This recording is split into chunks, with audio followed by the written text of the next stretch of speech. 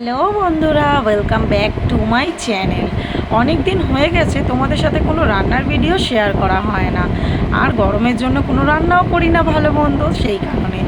আর এটা যেটা দেখছো, এটা হচ্ছে সাবু। হ্যাঁ, সাবুটা খাবো বলে ভিজিয়েছিলাম, কিন্তু এতটাই ভেজানো হয়ে গেছে যে কিনা তোমাদের দাদাভাই আর আমি দুজনে খেয়ে শেষ করেই উঠতে পারিনি। তো চলো, ফেলে তো দেওয়া যাবে না। কি রান্না করতে গিয়ে কি করে ফেললাম নিজেও বুঝতে পারলাম না। তো চলো রান্নাটা স্টার্ট করা যাক। সাবুটা কিন্তু ফার্স্টেই আমি জল ঝরিয়ে ধুয়ে ছেঁকে রেখে দিয়েছি।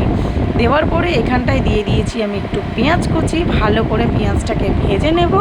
তো দেখো, আমি কিন্তু চেয়েছিলাম, আর তোমরা তো জানোই যে সাবু দিয়ে কিন্তু লুচি, পরোটা সব কিছুই করা যায়। হ্যাঁ, তোমরা সেটা অনেকেই জানো।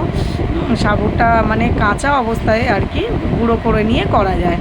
এটাতে আমি নিজেও জানি না বন্ধুরা আমি কি রান্না করছি আর কি থেকে কি করলাম, কিন্তু একটা কথা কিন্তু বলতে পারি, হ্যাঁ, খাবার জিনিস কিন্তু ফেলে দেওয়া যাবে না। কষ্ট করে হলেও, যেটা হোক সেটা করে হলেও কিন্তু খাবো। হ্যাঁ, ঠিকই শুনেছো, ফেলে কিন্তু দেওয়ার পাত্রে আমি নই। তো চলো, ফেলে কেন দেবো, সেই কারণেই কিন্তু চটজলদি বানিয়ে ফেললাম। এখানে দেখো আমার পেঁয়াজ আর লঙ্কা কুচিগুলো ভাজা হয়ে গেছে। এর মধ্যে অ্যাড করে দেবো আমি দুটো ডিম। তো দুটো ডিম দিয়ে দিয়েছি। ডিম দিয়ে আমি ভেবেছিলাম যে এটাকে কিন্তু বানাবো হচ্ছে তোমার কি বলে, সাবুর উপমা টাইপের কিছু একটা বানিয়ে দেবো। তো সাবুটা ভিজে গেছিলো, আর এর মধ্যে ধনে গুঁড়ো, জিরে গুঁড়ো, লঙ্কার গুঁড়ো, হলুদ গুঁড়ো সব কিছু দিয়ে আমি ভেবেছিলাম সন্ধেবেলা একটা টিফিনের জন্য আমি একটু মানে সাবুর উপমা বানিয়ে ফেলবো। হ্যাঁ, যেমনই সবাই চিড়ের উপমা বানায় তেমনভাবে। তো তারপরে দেখো, এর মধ্যে যেই নাকি সাবুটা পড়লো, আমি কিন্তু হালকা হাতে অল্প একটু নেড়েচেড়ে দেখো লাগিয়ে রেখেছি। খেয়েওছিলাম, যে এতটাই হয়ে গেছিলো দেখে তোমরা বুঝতেই পারছো অনেকটা হয়েছে। আর সাবু কিন্তু আমাদের ঘরে খুব একটা সবাই পছন্দ করে না। তারপরে এটাকে সেই দিনে খেয়েছি, ওরে বাবা, দেখলাম যে থেকেই গেল, আর তো কেউ খেতে চাইছে না।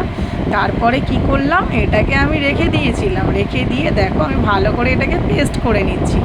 যেমনটা সবই ছিল, সব যেমন করা হয়েছিল তেমনই কিন্তু ছিল। পেস্ট করে নিয়েছি দেখো, নিয়ে এর মধ্যে আমার মনে হয় একটু নুনটা কম লাগছে, যেহেতু পেস্ট করেছি সেই কারণে।